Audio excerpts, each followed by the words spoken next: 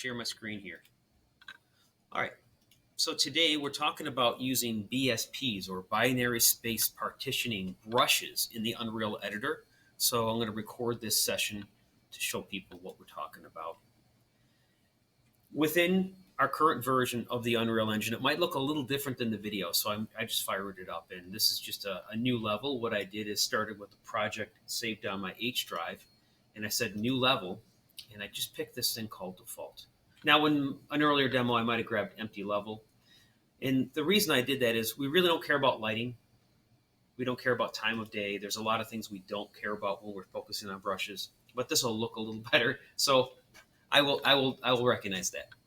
In the starting point that we get here, if we start out in our world outliner in the upper right-hand corner, just look above my head here, and you'll see that one of the things that's listed is called floor. It's a static mesh actor, and if we turn off the visibility and turn it back on, we see what we're playing with is this thing called floor.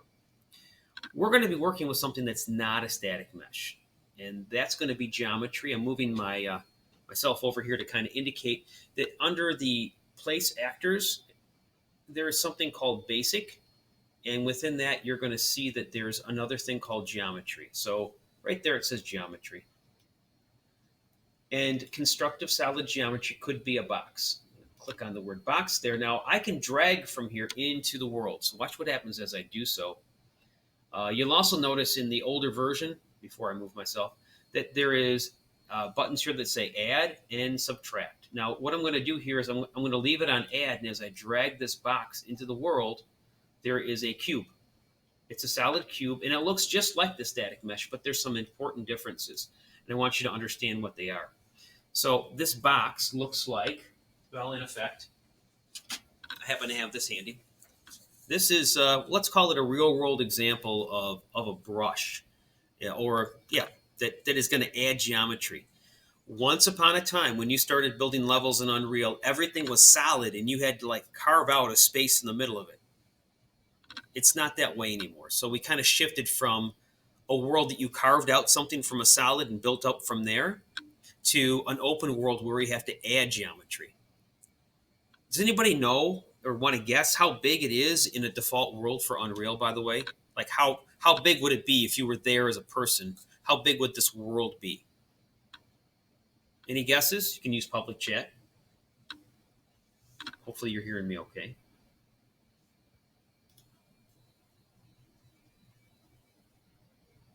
Yes, someone just asked a question. Yes, you are going to be creating your own name using BSPs. Absolutely. So last I read, and they may have changed it in the newer version, is it was about 3 miles by 3 miles by 3 miles. Really big space.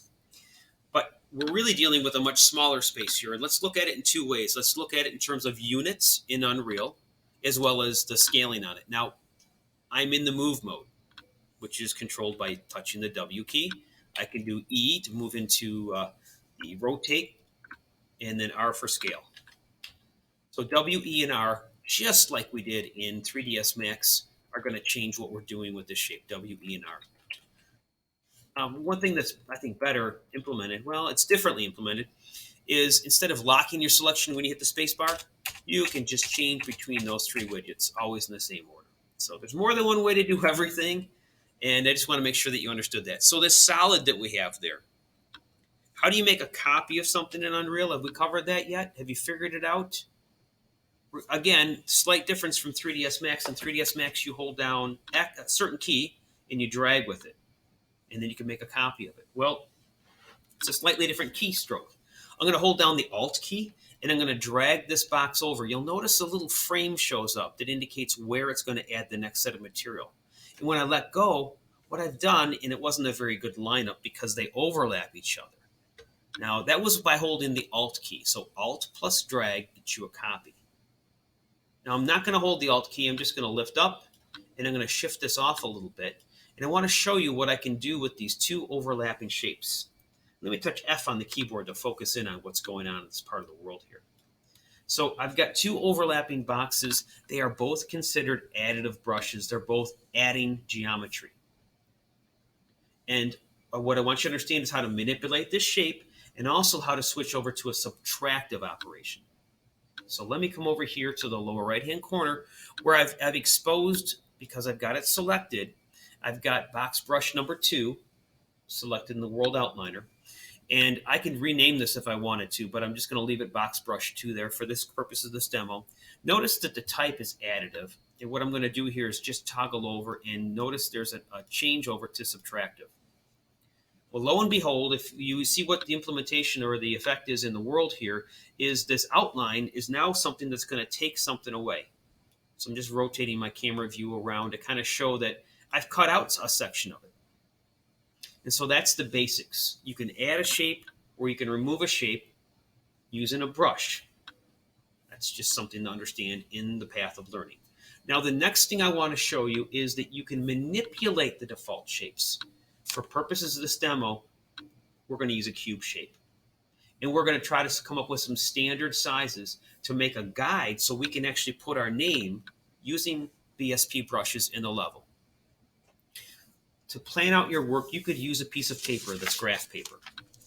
Or, and if you're familiar with Microsoft Excel, you could open up a Microsoft Excel sheet and change the grid sizes so that you can see where they're at.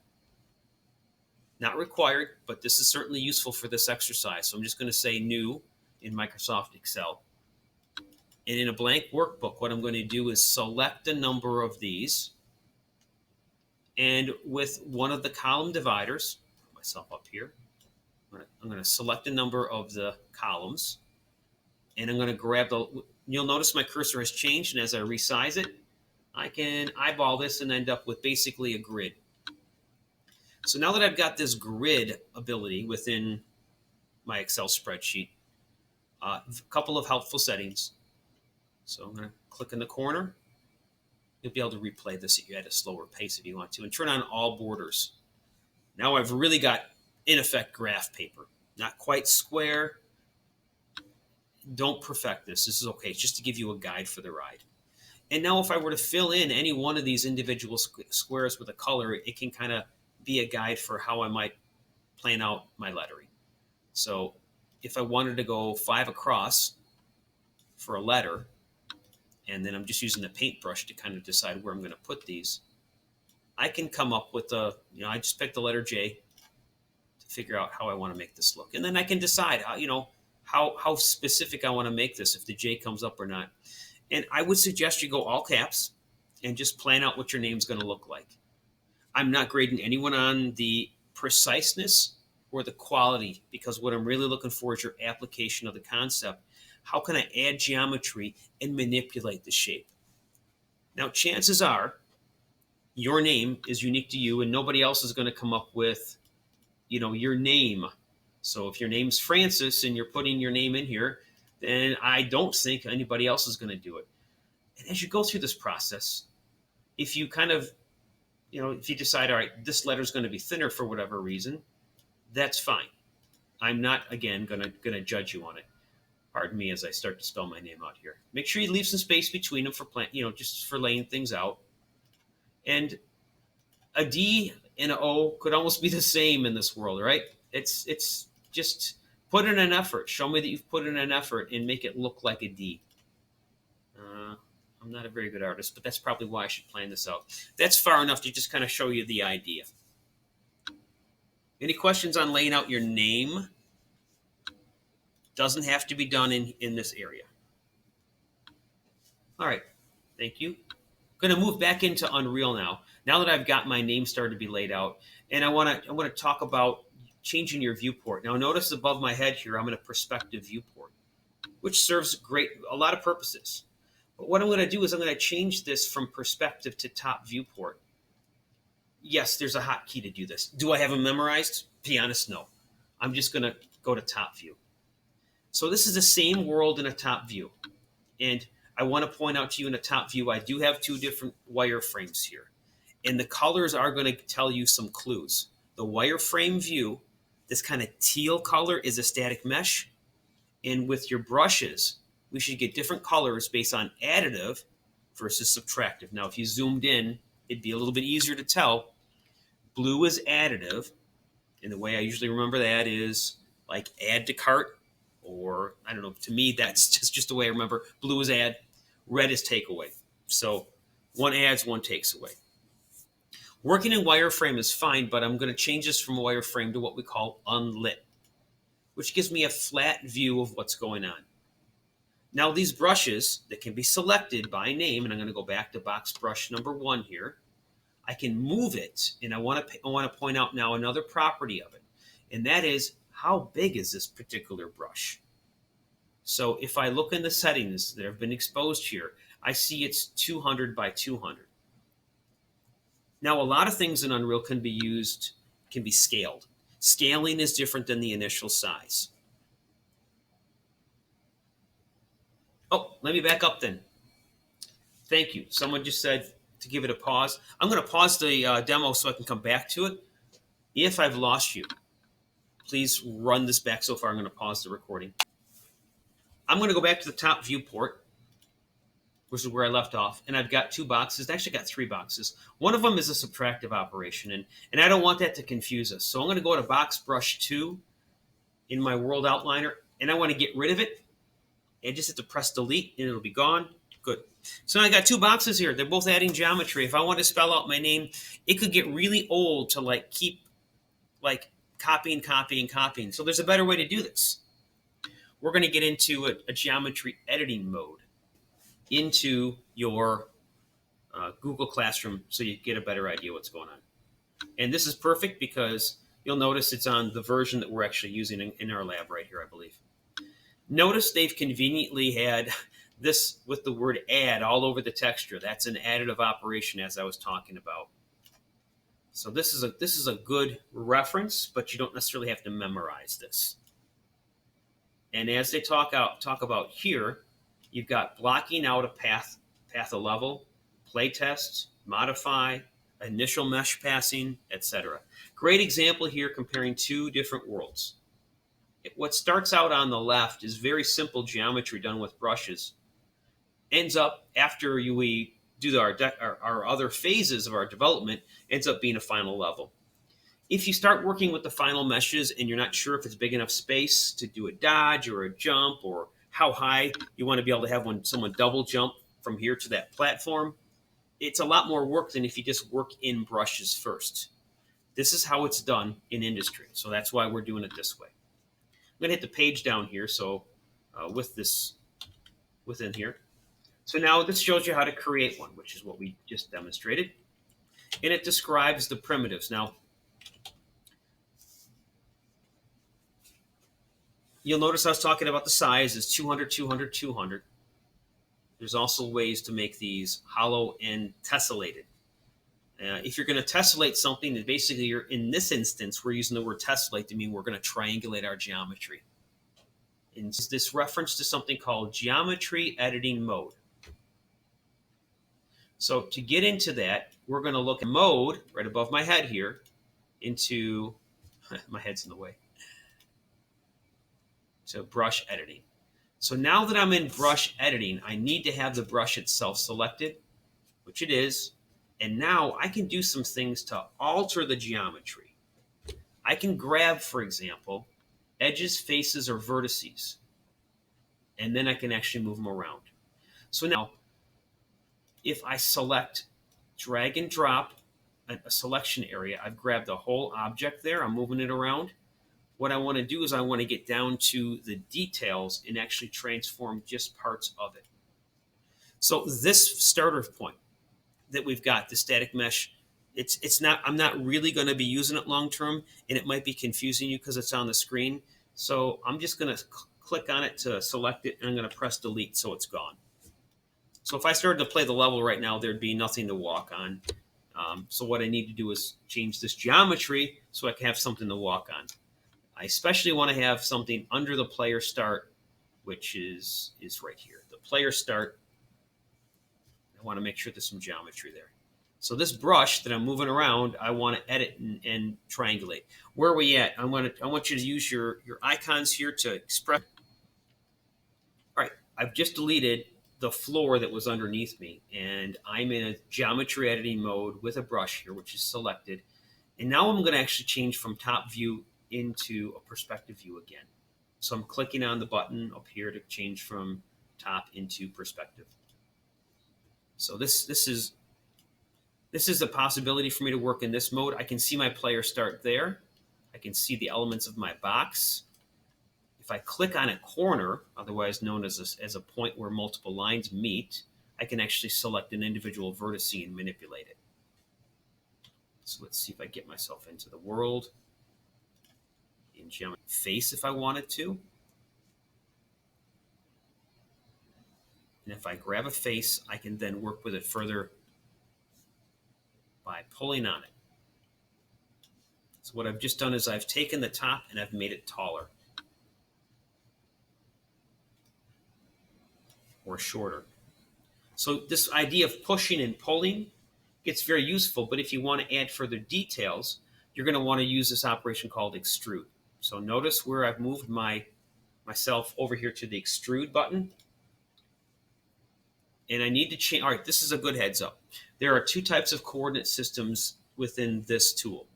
One is called the world coordinate system, which means up, down, left, right, back and forth are all true to the world's orientation.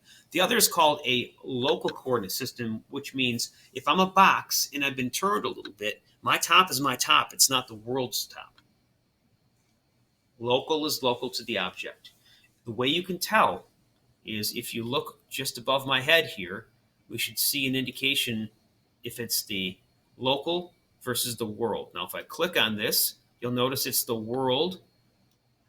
And as I change it, if this says world, it means change it to the world one.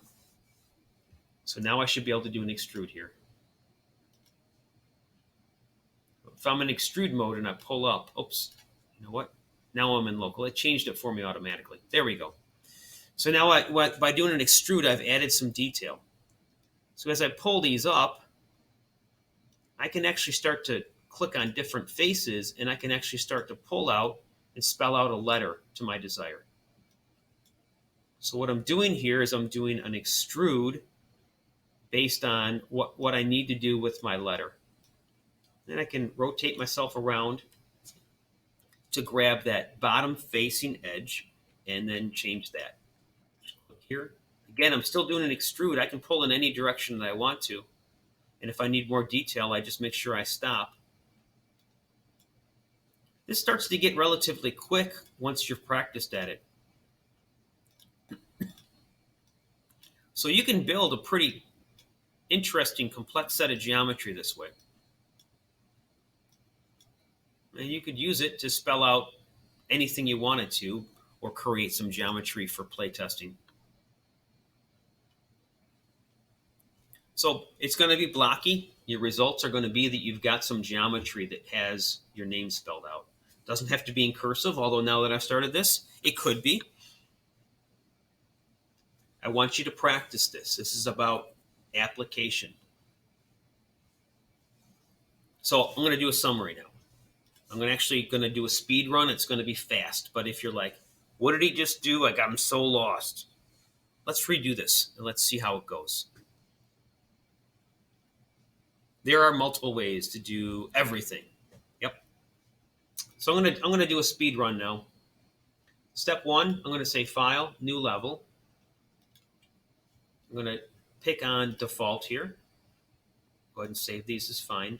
The name that I'm going to give this was Demo of BSP. All right. What I'm going to do is in a level, it's pretty much just set up with just a starting place. So I'm going to actually add a single brush, piece of geometry from the place mode. Notice above me there's something that says modes. See that? I'm in the place mode, where I can actually grab actors. In a minute, we're going to get into a different mode over here. We're going to get into something called brush editing. What is a brush? Brush in this world refers to the idea that we can add geometry. We're going to just pull a box out. Just like you can grab things from the content browser that are meshes, we're just going to grab a box here and put it in our world. I'm not sure where this is in 3D space compared to my player start, so I'm going to move it a little bit closer. I want it to be large enough that you can see it, so I'm going to touch the letter F to focus on it. There we go. There's my box. The box right now is 200 by 200. I could make it larger if I wanted to make it bigger. Now, if I look here, the green arrow indicates, if you're not sure, it's the axis Y. That green that's right there indicates it's Y. If you're not sure, then you'll notice in the corner of the viewport, it shows what it is. So if I want to make this longer, I just need to change one value here, which is Y. And if I wanted to double it, I could just make this 400. If I wanted to make it even longer, I could make it 800. If I wanted to make it even longer, I could make it 1600. You get the idea? So we've basically got a brush here that adds geometry that we can change its properties. There we go. We can change its properties directly through these brush settings. This is an additive brush, and that's what we're going to work with to start.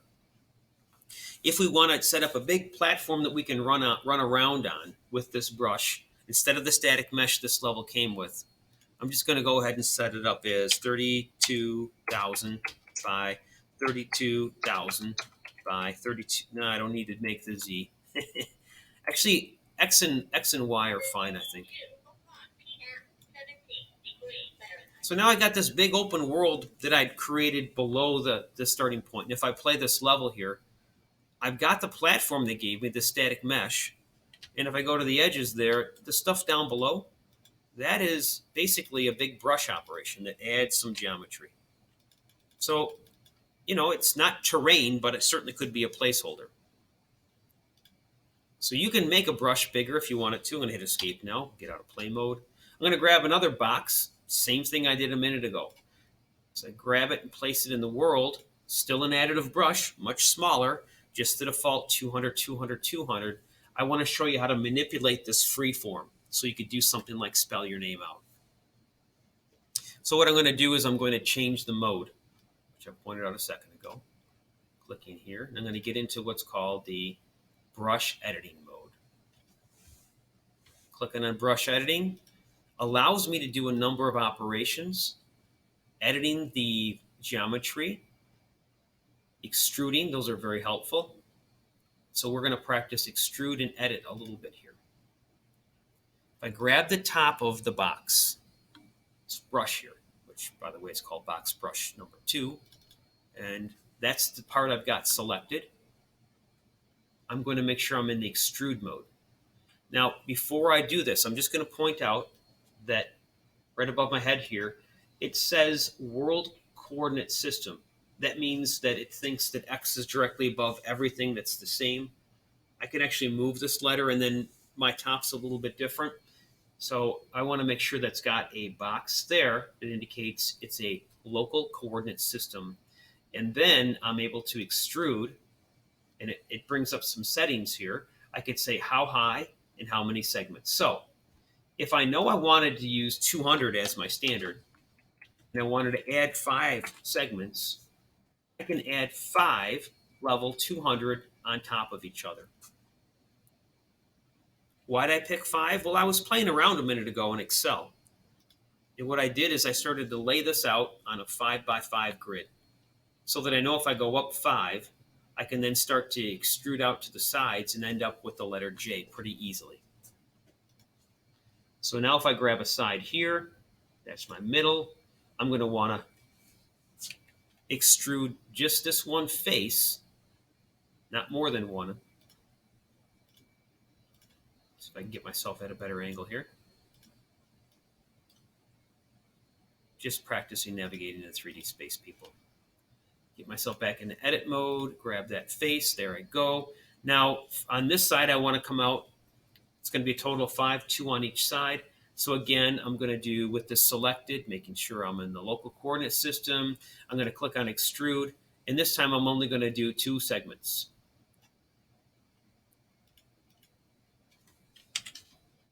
So as I apply that there, that's the 1/2 of the J. And then I want to practice moving myself around to the other side here. Grab this part here, click on apply. I've added the other 2. Look at that, I've made a very boxy looking T shape. So to make it a J, I'm going to navigate down to the bottom over here using WASD, and I want to extrude this one out by a couple of them. Now I've got my J made. To make the letter U, I got a couple different options. I suggest the next letter you just go out and grab another brush and turn it into a letter that you like. But box brush 2 is no longer significant for me, so I want to rename this by clicking in here and change it to J, so I know what letter it is. If I wanted to later use another J, I'd have it named and I can make a copy of it. So if I've got the whole object selected, I could hold down Alt to make a copy of it. Alt drag would make a copy. But just to repeat the process, I'm going to go through, I'm going to make the U, D, G, E, etc. But I just wanted to do kind of a speed run more or less for you. So that part of the video shows you how to do this. I'm online with you. Let me know what questions you have. I'm going to pause the video here.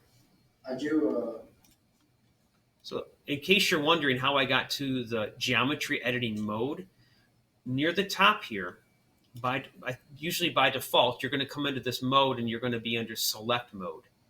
And then that's where you would place things. So if you're in select mode, which conveniently now I am, and I've grabbed that object, if I hold down Alt and I drag on the object, I can make a copy of it. If I don't hold down Alt, I'm just moving something around. So there's my initials, right?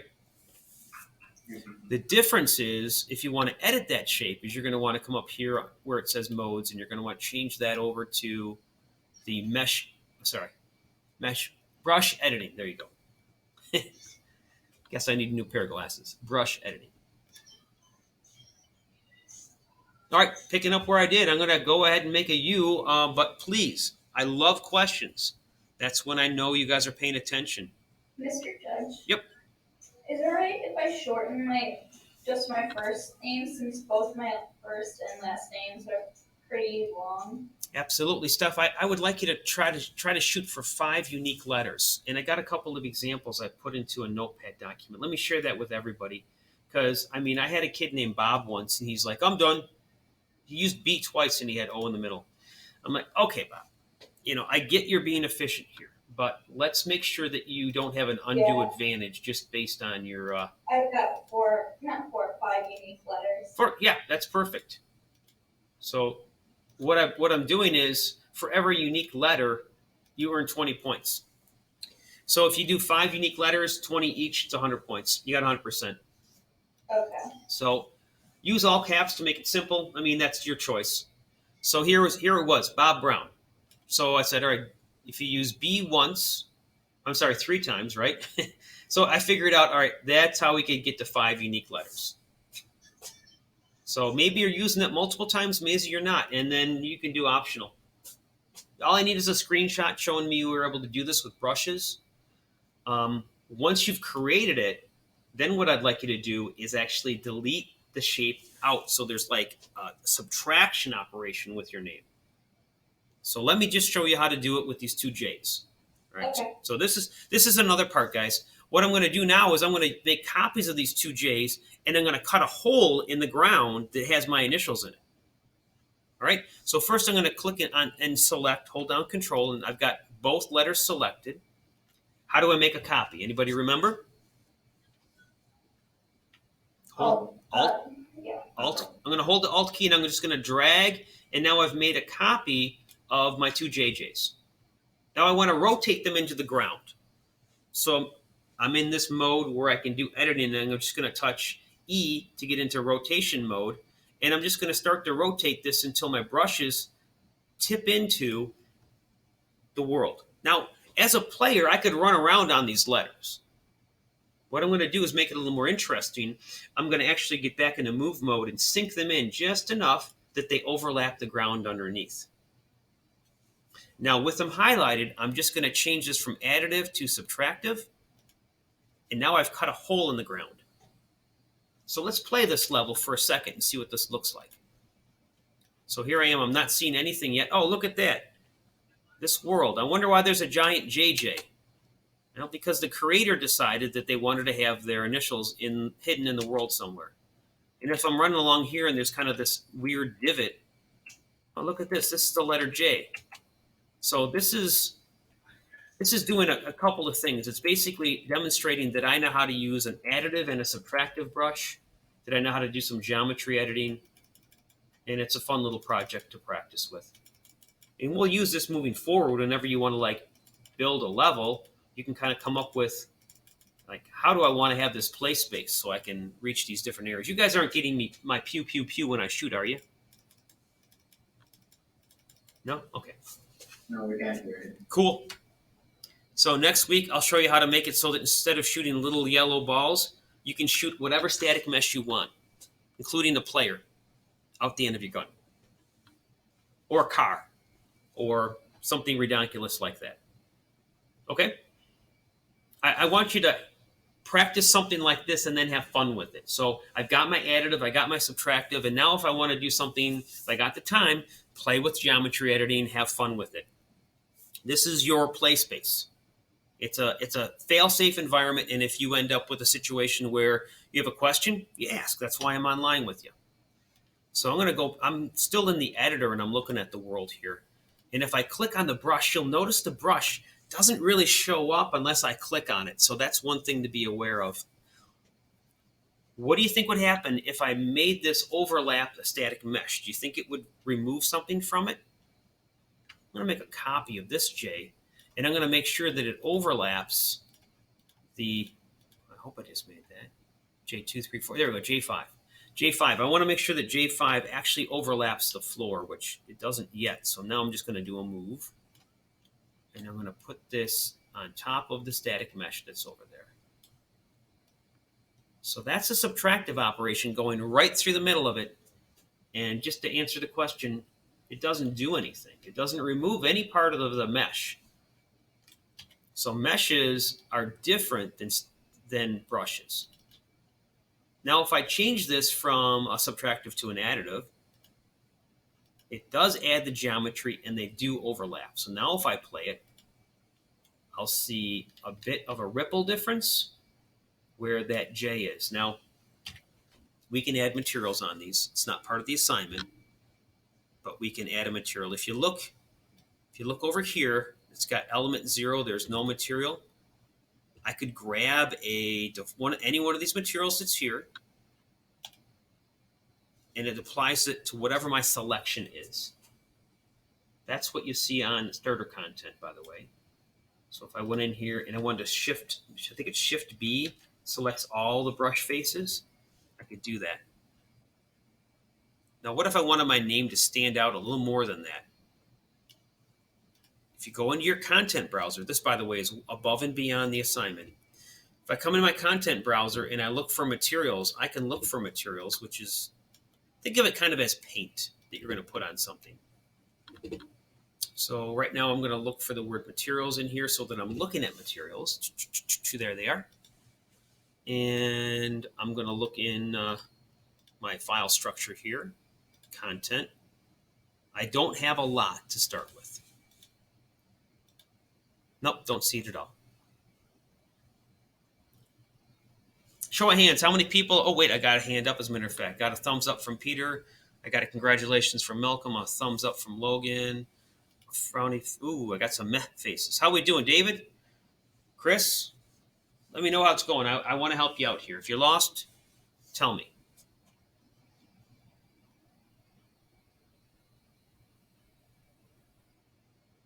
I'm not recording this session.